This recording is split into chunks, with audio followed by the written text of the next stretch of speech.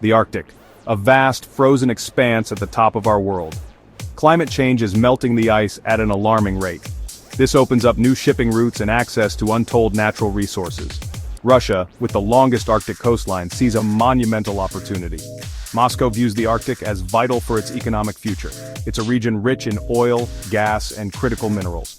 The Northern Fleet, Russia's most powerful naval force, is based on the Kola Peninsula. This peninsula is strategically critical. It hosts a large part of Russia's nuclear deterrent. Protecting these assets is a paramount concern for Moscow. The geopolitical significance of the Arctic cannot be overstated. As global powers jostle for influence, the Arctic has become a new arena for competition. Russia is not alone in its interest. China, calling itself a near-Arctic state, is also increasing its presence. The United States, Canada, and other Nordic nations have long-standing interests too. However, Russia's approach has been notably assertive. It is actively investing in military infrastructure and capabilities. Russia is undertaking a massive modernization of its Arctic infrastructure. This involves a substantial military component. Old Soviet-era bases are being reopened and upgraded. New airfields, radar stations, and deep-water ports are being constructed. These facilities support a larger and more capable military presence. A key element of Russia's Arctic strategy is its fleet of icebreakers.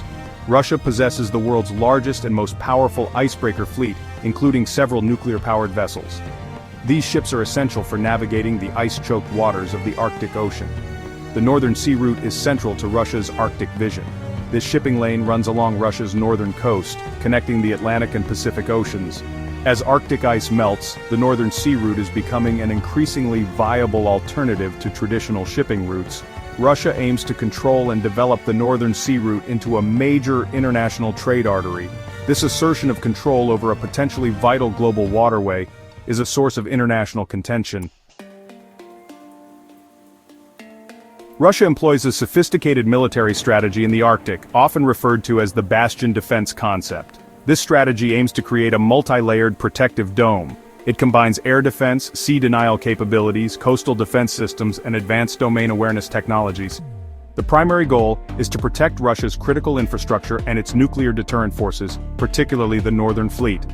This defensive perimeter extends along key choke points within the Arctic zone of the Russian Federation. It is designed to deter any potential aggression and ensure Russia can operate freely within its claimed sphere of influence. Beyond defensive measures, Russia is also extending its interdiction capabilities outward. Moscow is not shy about demonstrating its military might. It regularly conducts large-scale military exercises in the region. These exercises often involve live-fire drills and simulate various combat scenarios. Recent Russian activities highlight this assertive posture. There have been numerous instances of Russian aircraft conducting buzzing maneuvers near NATO and NORAD air defense identification zones. Snap military exercises are announced with little warning. GNSS and GPS jamming has disrupted civilian navigation and allied military training. Section 4. NATO's Arctic Awakening. A new frontline emerges. NATO is increasingly turning its attention to the Arctic. For a long time, the alliance had a somewhat limited focus on the high north. However, Russia's growing military presence and assertive behavior have changed the strategic calculus. The Arctic is now seen as a potential new frontline. NATO recognizes the region's importance for transatlantic security and the collective defense of its members. Yet, the alliance still faces significant challenges. It lacks a clearly defined operational roadmap or a comprehensive unified strategy specifically for the Arctic. One of the main challenges for NATO is the existing capability gap. Compared to Russia, the US and its allies have a more limited presence in the Arctic. There are persistent shortfalls in critical areas.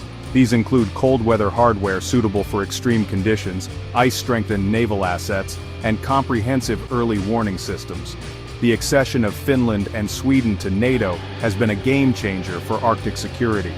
Their membership creates a NATO Arctic 7, significantly strengthening the alliance's northern flank. Finland and Sweden's strategic location and advanced capabilities enhance NATO's deterrence posture. Section 5. The Arctic Tightrope: Balancing Deterrence, Dialogue, and Destiny. NATO needs a cohesive strategy for the Arctic. Focus on Arctic-specific deterrence. Counter Russia's bastion concept and low-intensity tactics. Protect critical infrastructure. enhance military exercise coordination. Norway, Finland, and Sweden announced a trilateral military transport corridor. NATO approved a multi-corps land component command in Finland. The US expanded defense cooperation agreements with Norway, Finland, and Sweden. Foster a transparent security framework. Experts advocate for an Arctic military code of conduct. Maintain communication with Russia for crisis management. Balance security concerns with preserving the Arctic for future generations.